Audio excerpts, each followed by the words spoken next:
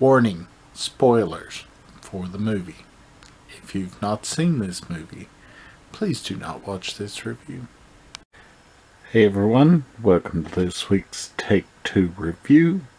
This week's review is of the classic 1981 Lucio Fulci supernatural horror movie, House by the Cemetery. And this is the slipcase for the New Blue Underground Special Edition. House by the Cemetery, like I said, is a supernatural horror movie.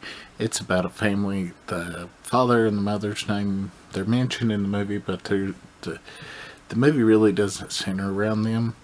It centers around their son, Bob, and I'll put a picture here. Bob is hated by most fans of the movie. The boy that played Bob, I'm too lazy to research the name, but he was in a lot of Italian movies because, this is a Lucio Fulci movie, which it means that's an Italian movie, but he was in a lot of Italian movies at the time, and he's very recognizable. He's also in the Fulci movie, Manhattan Baby, and he's in some Mad Max ripoffs. Well, he's in at least one Mad Max ripoff. I own The New Barbarians. It's about gay Templar knights, and I'll do a review on it one day. Yeah, it's a little weird. Anyways, Bob's father is a researcher, and well, let's go back just a little bit. At the first, you start out with Bob and his mother, and Bob tells his mother, the girl, she's telling me we don't need to go, we don't need to move. And his mother's like, who are you talking about? And Bob's looking at a picture of the house they're moving into, and he sees a little girl in it. Flash forward a little bit in the movie, you find out Bob's father is a researcher, and they're going to live in this house where a fellow researcher and sort of friend of his had worked, but had killed his wife and then killed himself. And then they moved to that town, and just a lot of weird incidents happen, and it's a very fantasy type movie. You don't know whether something's actually happening sometimes, whether it's not, but it flows pretty well for a Fulci movie.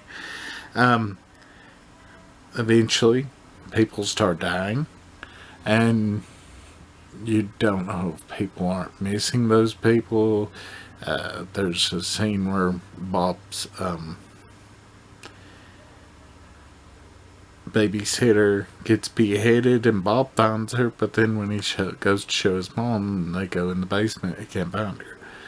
And you think, is it just in the child's head or is it real? But and after you see Bob's picture at the first of this video, you'll go, yeah, I don't know if I believe that kid either.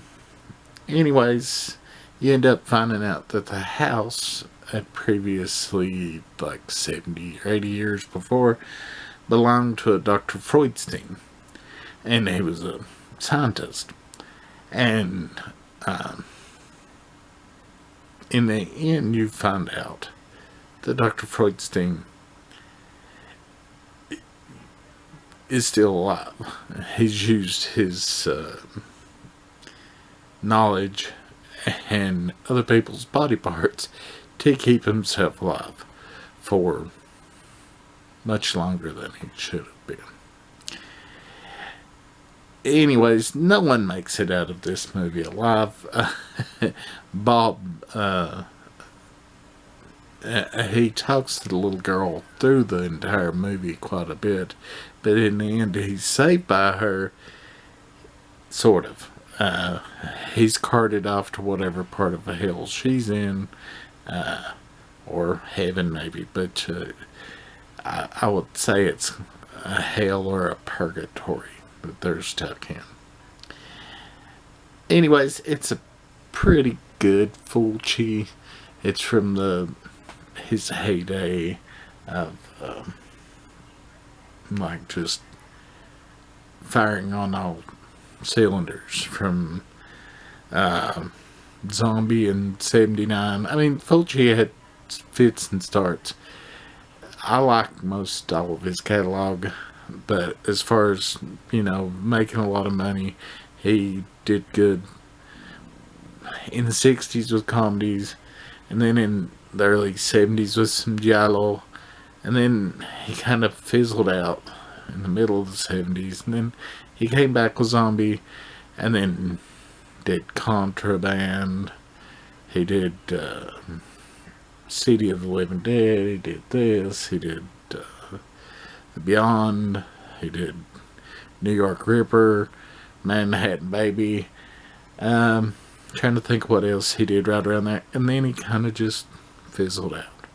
And he also got very sick. The next thing he did after that time, well, and he did Demon Rock, which is a fun movie.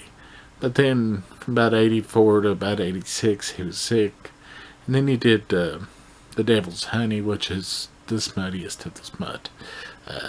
But after he came back from his sickness, he never was really the same director again.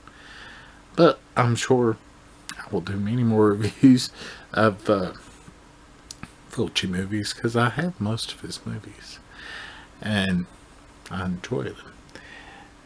So if you think that this review would entertain you, check out the movie. I know I've spoiled it for you, but it's still worth a watch. So yeah, we'll see y'all next time, and it'll be a new movie. And I already know what it's going to be, but I'm not going to tell you. Bye.